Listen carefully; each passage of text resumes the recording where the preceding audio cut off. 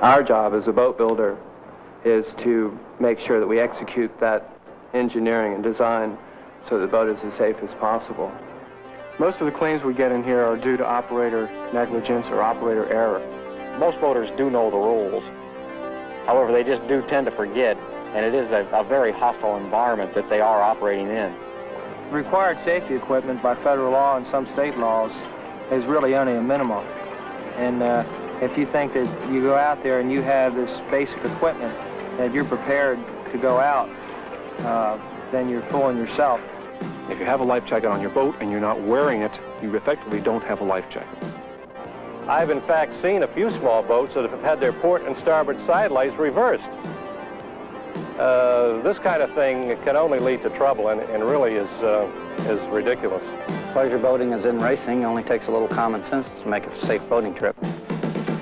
Over the past few years, the increase in boating traffic and the number of boating accidents has been significant. It's time for a little common sense, a little common courtesy. And it's important to remember that no matter how much safety is built into a boat, it's never going to be a safe boat unless the operator knows the laws, observes all the safety rules, and reads and understands the boat owner's manual. Listen to boat builder Joseph Evans. It's critical that the boat owner understand the limitations of a boat and educate himself on boat handling so that he doesn't try and exceed the safety factors of the boat. Just like a car, if you drive it too hard, if you mishandle it, you can end in disaster. Boats are constructed to withstand more than normal conditions. And in fact, oftentimes you're safer in deeper water than you are in shallow water. Shallow water, of course, is where you get more severe conditions.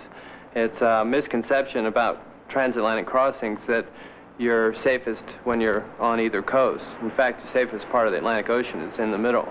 But as you approach the coast, that's where you would find more extreme conditions. Plus, that's where you find things to run into. Well, before you get on a boat, it's important, or before you go sailing on a boat, it's important to check and make sure that you're going to be safe while you're out there. And even as a guest or as an owner or just a rider, you should probably make a point to check on the boat that there are life jackets for everyone there. When supplying yourself with your safety equipment, it's critical not just to have it, but also to make sure it's accessible. It doesn't make any sense to mount your fire extinguisher such that you'd have to reach through the fire to get to it. You want to make sure you can get near it. Well, everyone likes to have a good time on the water, and it is a good opportunity for socializing and having a few drinks. But as the waters become more crowded, you find that more boating accidents are a result of, say, overactivity with alcohol, having a little too much fun.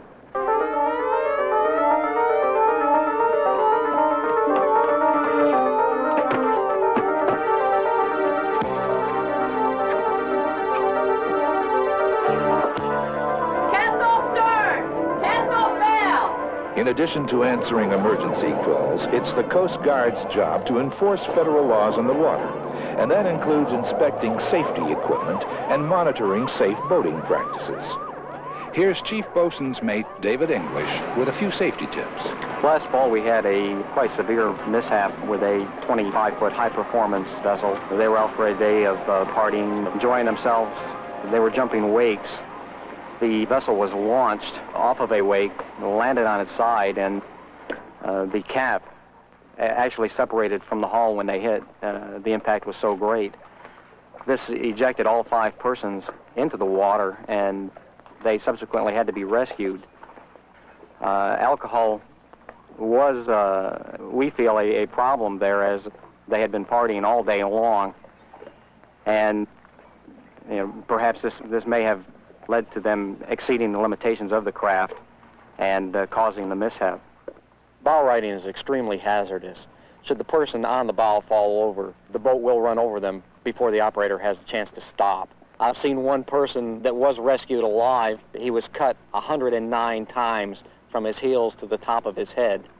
A good share of our less severe cases could have very well been prevented had the operator of the vessel chosen to use a couple of safe boating rules of thumb, one of which would be the 1/3 rule, where you use 1/3 of your fuel to go out and 1/3 to come back, And if all goes well, you should have a third in reserve should any emergency arise.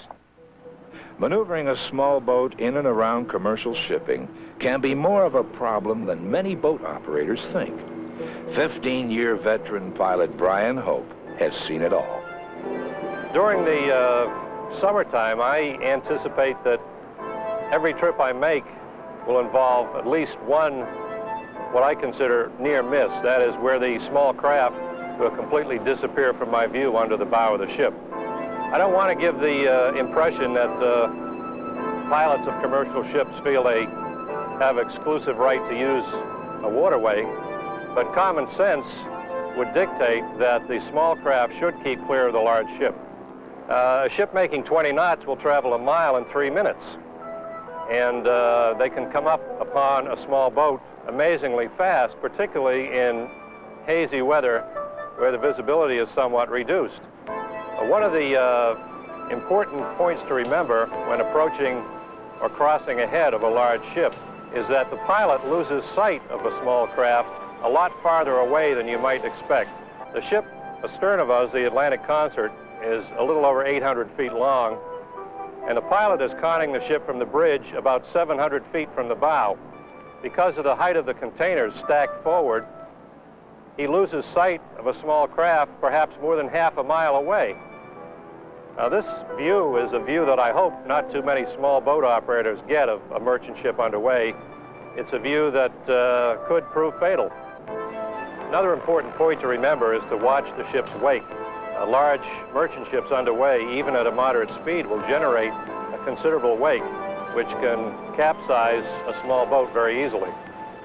We had an instance a few years ago where a small boat was tied up to the riprap surrounding a lighthouse outside the entrance to Baltimore Harbor, and a ship went by and capsized the boat, causing the death of one of the occupants.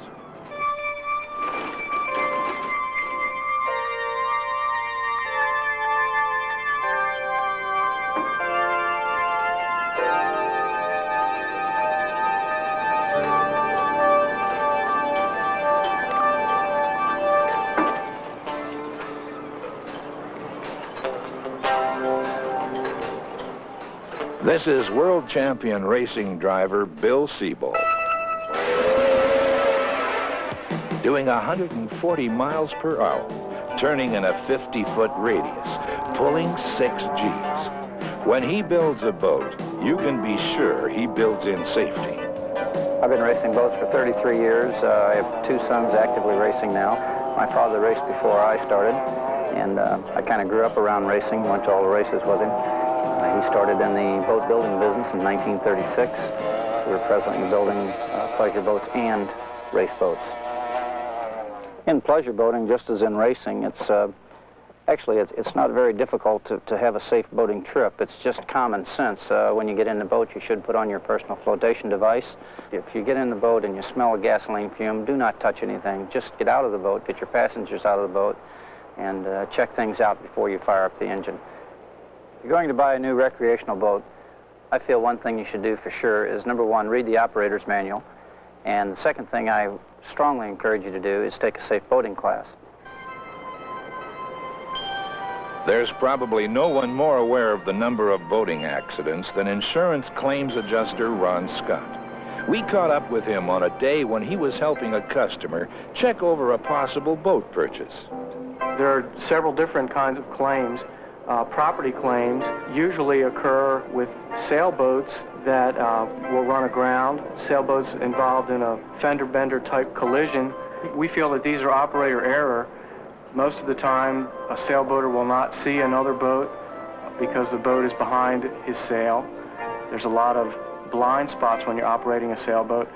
And frankly, we believe that it's so relaxing being on a quiet boat with no motor running that you can sit back and relax and enjoy the ride and not be as aware as you would be at the helm of a power boat.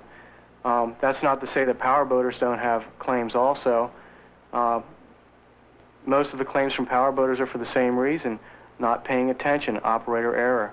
A power boater can run aground just as easily as a sailboater. He has to have shallower water, But if he's not familiar with the area and has not looked at the charts before he goes into an area, he can run aground just as easily and do 5 times as much damage as a sailboater.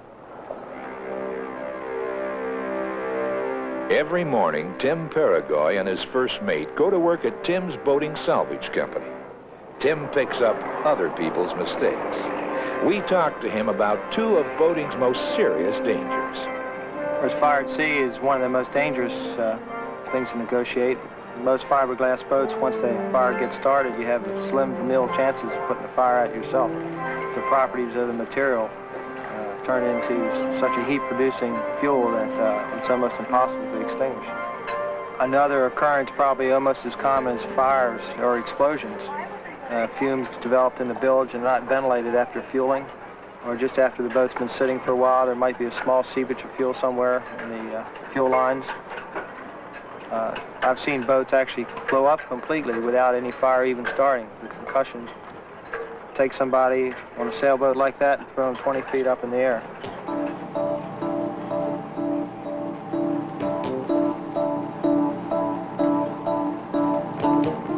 These men are on their way to participate in a unique U.S. Coast Guard experiment, one that could help to save lives.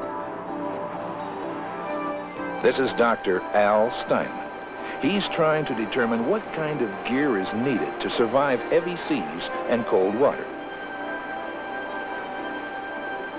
Commander Steinman helps wire up his men so vital signs can be monitored: heart rate, core body temperature, brain function. A companion Coast Guard boat's wake simulates heavy seas. The problems that people face when they fall in the water basically boil down to flotation and protection against hypothermia. Your first problem when you fall into water is avoiding drowning. A lot of people fall overboard, and if their head's underwater when they hit the water, they may drown because there's a reflex called the gasp reflex, particularly in cold water. Cold water makes you go, you gasp, you hyperventilate. If your head's underwater while that's happening, you're going to drown. If you survive the sudden immersion in cold water, then you have to worry about keeping your head up for a longer period of time. And for that, you need a life jacket. The more buoyancy you have in your life jacket or personal flotation device, the better off you are. If you fall into cold water and have a life jacket and can keep your head afloat, then you need to worry about hypothermia. Your best defense against getting hypothermic is to have protective clothing on, insulated clothing like a wetsuit or a protective insulated coverall. If you have that kind of insulated clothing, you can increase your survival time by curling up in a little ball and holding very still in the cold water, because movement in cold water increases your rate of heat loss. If you're in the water, no matter what type of protective clothing you have on, your best defense against hypothermia is to get out of the water. What that means for a boater is if he's hanging on to an overturned boat, best defense is to climb on top of the boat. The more you get your body out of the water, the better off you are. Safe boating. At first it sounds so easy, and it can be, providing you pay attention, think about what you're doing, and follow a few safety precautions. As we've just heard, according to the experts, you must be on guard every minute while you're on the water. The open waters of yesterday are the crowded waters of today, just like today's highways. So it's important to know the rules of the road, and important to have a checklist that you use before you leave the dock. Are there enough PFDs aboard? Are they in good condition? Are they readily accessible? Are there the right number of fire extinguishers, and are they checked and tagged? Has a float plan been filed?